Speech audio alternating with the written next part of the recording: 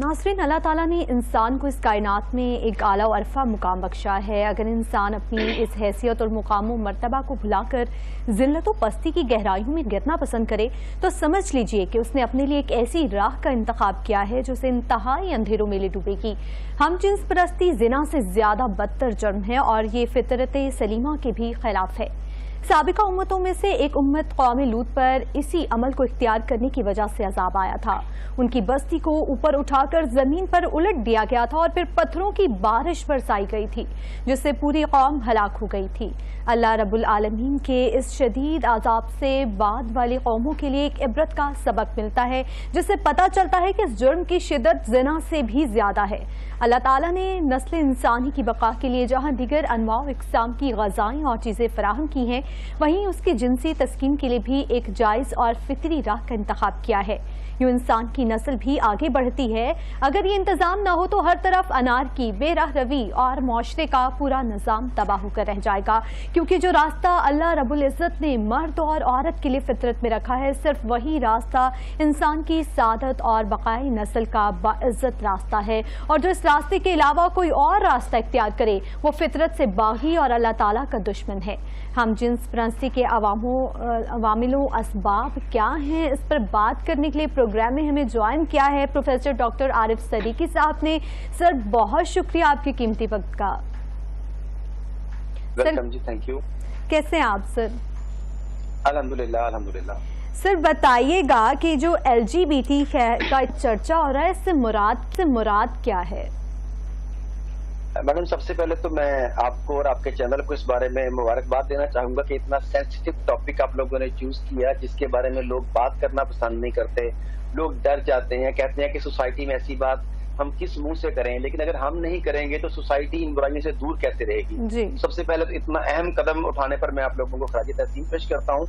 उसके बाद जो आपने कहा कि LGBT है क्या, तो ये जो 4 रूफ है, basically L stands for lesbian, यानी ऐसी ख्वातीन जो ख्वातीन के साथ जिनसी रोमानवी लज्जत हासिल करती हैं। गे स्टैंड्स फॉर गे, हम जिन्स परस्त मर्द जो दूसरे मर्दों से जिनसी तलज्जुज़ और लुत्फ हासिल करते हैं। बी स्टैंड्स फॉर बाइसेक्सुअल, ऐसे लोग जो मर्द और ख्वातीन दोनों में वक्त इंटरेस्ट रखते हैं। टी स्टैंड्स फॉर ट्रांसजेंडर, जिन्हें आप वो बिटवीन ही एंड शी कह सकते हैं। और बल्कि अब साथ आगे चल रहा है LGBTQ, Q फॉर क्यूअर, ऐसे लोग जो अपनी जिन्स या अपने जेंडर के बारे में खुद सवाल उठाते हैं कि मुझे पसंद नहीं कि मैं मर्द हूँ, मुझे पसंद नहीं कि मैं खातून हूँ, मैं अपने जेंडर का खुद तयन करूंगी। मतलब इस तरह के बीच में सवाल उठने लगे हैं। तो LGBT साफ लफ्ज में यूं कह लें कि हम जिन्स परस्ती और गुनाह की तरगीब, इसकी तरवीज और इसके अमल का एक सबब है। और पूरी दुनिया में ऐसी तंजीमें बन चुकी हैं जो बज़ाहिर इंसानी हुकूक की तंजीमें हैं। वो कहती हैं कि LGBT वाले अफराद भी इंसान हैं, तो इनके हकूक का तहफ़्फ़ुज़ भी वैसे ही होना चाहिए जैसे बाकी दुनिया के बाकी जेंडर्स के हकूक का तहफ़्फ़ुज़ है। लेकिन बड़ी हैरानी की बात है कि अगर आज आप LGBT वालों के लिए हकूक मांग रहे हैं तो कल आप डाकुओं के लिए मांगेंगे, परसों असैसियंस के लिए मांगेंगे, रेपिस्ट के लिए मांगेंगे, क्योंकि बाकी लोगों की तरह वो भी तो वही है ना। बहरहाल ये तो मेरा एक सवाल था कि फिर क्या बनेगा। लेकिन LGBT क्या है ये मैंने आपको बताया। और पूरी दुनिया में इस वक्त इसकी तरवीज के लिए बैनुल अक़वामी इदारे और NGOs काम फरमाए। लेकिन सर, वो इसको प्रमोट क्यों कर रहे हैं, ये बताइएगा। अच्छा मैडम, इसमें ये थोड़ा सा जब हम बताते हैं तो लोग कहते हैं कि ये कॉन्स्पिरेसी थ्योरिस्ट हैं, लेकिन फैक्ट है। आप लोग नेट पर जाइए, पेपर चेक कीजिए, रिसर्चेस देखिए, आपको अंदाजा हो जाएगा। अक़वाम मुत्तहिदा का और एमनेस्टी इंटरनेशनल का दोनों का एक मुत्तफ़िक़ा एजेंडा है जिसका नाम है एजेंडा 2030। 2030 तक दुनिया को किस मकाम पर लेकर जाना चाहते हैं। उस एजेंडा 2030 में 3 बुनियादी शिकें हैं। उनमें से एक बुनियादी शिक है एजेंडा डीपॉपुलेशन, दुनिया की आबादी को कम तरीन सतह पर लाना। दुनिया की आबादी को कम तरीन सतह पर लाने के लिए जो उसमें प्लानिंग्स हैं, उसमें कई चीजें शामिल हैं। उसमें भूख है, उसमें बायोलॉजिकल वार है, उसमें फिजिकल वार्स हैं, जिस तरह भी यूक्रेन में हो रही है, गजा में हो रही है, शाम में हो रही है। इनके जरिए भी आबादी को कम करना मकसूद है। इसके साथ साथ LGBT और इन जैसी तंजीमों के जरिए जब लोगों को आप अपने ही सेक्स वाले के साथ, अपने ही जेंडर वाले के साथ आप जिनसी तलज्जुज़ हासिल करने पर माइल कर देंगे तो डेफिनेटली अगली आबादी, अगली नस्ल पैदा नहीं होगी। जब ये आपस में फिजिकली इन्वॉल्व होंगे तो इनमें बीमारियां पैदा होंगी, ये अपने वक्त से पहले मर जाएंगे, इनकी नस्लें पैदा नहीं होंगी। ایک چھوٹی سی بات دیکھیے، ایک میزائل ہے، ایک میزائل مثال کے طور پر $2 ملین کا، $3 ملین کا تیار ہوا، وہ میزائل آپ نے کسی شہر میں بھری آبادی میں مار دیا تو 200 300 یا 400 بندے شہید ہو جائیں گے یا جاں بھاگ ہو جائیں گے اس میزائل سے بس.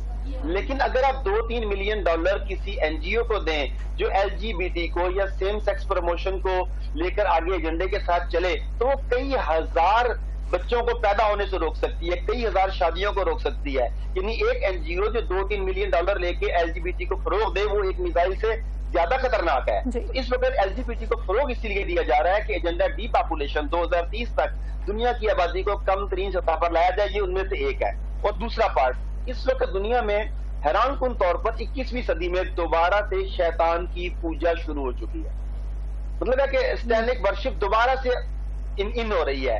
جو شیطانی پوجا والے لوگ ہیں انہوں نے ہر وہ کام کرنا ہوتا ہے آسمانی مذاہب جس کی مخالفت کرتے ہیں. تو جتنے بھی آسمانی مذاہب ہیں انہوں نے اس چیز کی مخالفت کی، ہم جنس پرستی کو برا جانا، تو انہوں نے اسے اپنا پہلا کام کرنا، افضل کام کرنا جانا شیطانی تنظیموں نے. تو شیطانی تنظیمیں بھی اس چیز کو پروموٹ کر رہی ہیں. سر، ہم جنس پرستی پر فلمیں بنائی جا رہی ہیں اور نوجوان نسل میں اس کو بہت زیادہ فروغ دیا جا رہا ہے، اس پر کیا کہیں گے آپ؟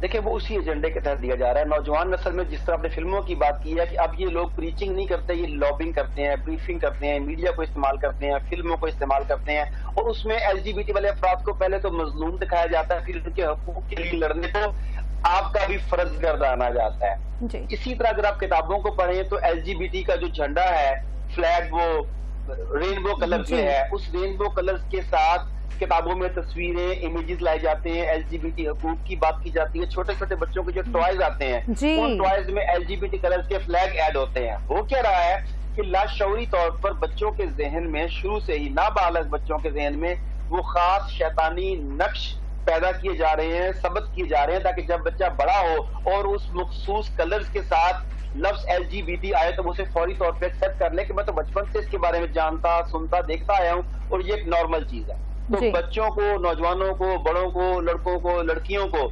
باقاعدہ پلاننگ کے تحت اس جال میں پھنسایا جا رہا ہے. اور المیہ یہ ہے کہ ہم لوگ اس بارے میں آنکھیں بند کر کے بیٹھے ہیں. بالکل.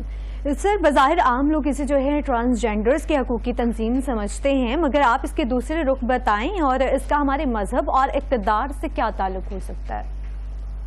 میڈم، جہاں تک مذہب اور اقدار کی بات ہے وہ تو آپ نے اپنے انٹرو میں اتنا اچھے طریقے سے بتا دیا کہ مجھے لگ رہا تھا کہ کوئی عالم بات کر رہا ہے. دیکھیں، آپ نے قوم لوط کا ذکر کیا، آپ نے ان کی حرکات کا ذکر کیا، اللہ تعالیٰ کی جانب سے ان پر آنے والے عذاب کا ذکر کیا.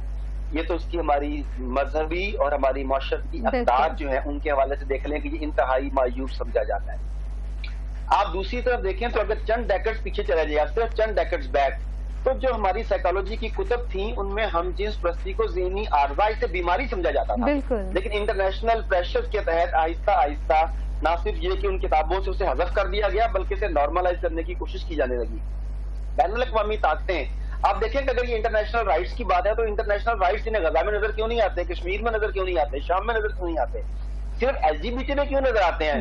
انٹرنیشنل ادارے مثلا ورلڈ بینک ہے، IMF ہے، یہ جب کسی کو قرض دیتے ہیں، ان سے شرائط طے کرتے ہیں تو اس میں باقاعدہ LGBT کے حقوق کی بات کی جاتی ہے.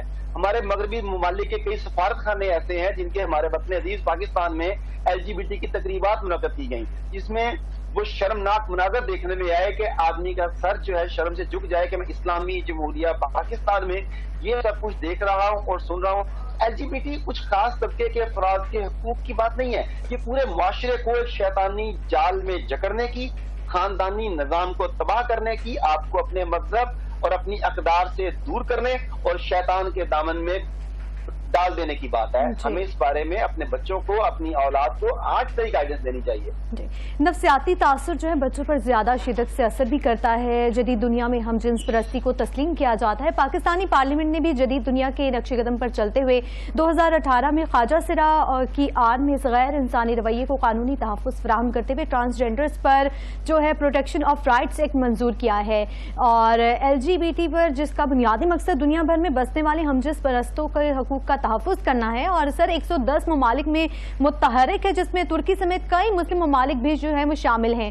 تو سر یہ بتا دیں کہ ہم جنس پرستی کے طبی نقصانات کیا ہیں؟ طبی نقصانات تو سیدھی سی بات ہے کہ ایڈز کی سب سے بڑی وجہ ہم جنس پرستی ہے.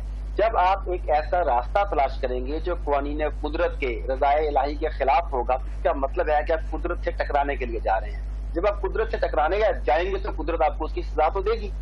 جہاں تک آپ بات کر رہی ہیں 110 ممالک میں LGBT کے اور ہومو سیکشولیٹی کے قوانین کی، تو میں نے جیسا کہ کہا کہ یہ بین الاقوامی اداروں کے دباؤ پر کیا جاتا ہے۔ اگر پاکستانی پارلیمنٹ میں بھی ایسا قانون پاس ہوتا ہے، اگر ترکی کی پارلیمنٹ میں ایسا قانون پاس ہوتا ہے، یا کسی اور مسلم یا غیر مسلم کنٹری میں ایسا قانون پاس ہوتا ہے، تو اگر آپ اس کی اکانومی کو دیکھیں تو اس کی وجہ یہ ہے کہ اس ملک نے ورلڈ بینک سے، IMF سے قرضہ لیا ہوتا ہے، اور ان قرضوں کو ری شیڈیول کرنے کے لیے یا انہیں آسان شرائط پر لینے کے لیے یا اگلی قسط لینے کے لیے انہیں ان کی جائز اور ناجائز ہر بات ماننی پڑتی ہے۔ اور یہ تمام کے تمام بین الاقوامی ادارے جن کا میں نے ذکر کیا، یہ ان بگ بردرز کے ہاتھ میں ہے جو پوری دنیا کو ایک کنٹرول میں لانا چاہتے ہیں، one government, one world, one currency, one religion, اور اس کے تحت وہ چاہتے ہیں کہ آسمانی مذاہب بالکل ختم ہو جائیں، آسمانی مذاہب ختم کر کے دنیا کو ایک خاص فریم ورک میں لایا جائے تاکہ تمام کے تمام لوگ ایک ایجنڈے کے تحت، ایک ملک کے تحت، ایک مذہب کو، ایک کرنسی کو لے کر چلیں اور وہ ان کے تابع ہوں۔ تو یہ سب کا سب اس طرف ہمیں دھکیلا جا رہا ہے، اور ہم جانے انجانے میں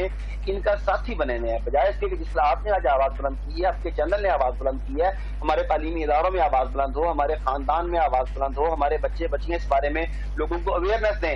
ہم نے اس کبوتر کی طرح آنکھیں بند کر لی ہیں جس کے اوپر بلی حملہ آور ہو رہی تھی، اور اس نے کہا کہ اگر میں نے آنکھیں بند کر لی، بلی نے مجھے نہیں دیکھا تو اس پر حملہ نہیں ہوگا۔ ہمیں سامنے ڈٹ کر انہیں روکنا پڑے گا۔ بالکل۔ پروفیسر ڈاکٹر عارف صدیقی صاحب ہمارے ساتھ موجود ہیں۔ سر ہمارے ساتھ موجود رہیے گا، یہاں وقت ایک مختصر سے وقفے کے بعد حاضر ہوتے ہیں۔